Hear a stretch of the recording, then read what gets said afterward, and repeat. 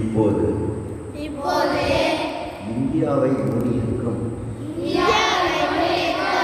சோம்பல் நீங்கிக் கொண்டே வருகிறது. இந்திய தாய் விழித்துக் கொண்டே வருகிறார். நமது இந்திய தாய் திருநாடு மிக ஆழ்ந்த தூக்கத்திலிருந்து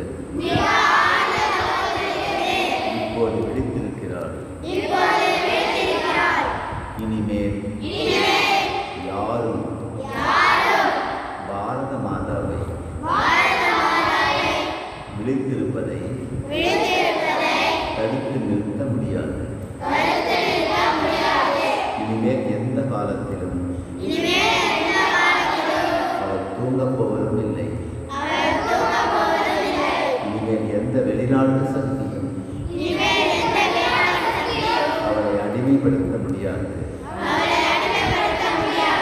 அவருடைய காலடியில்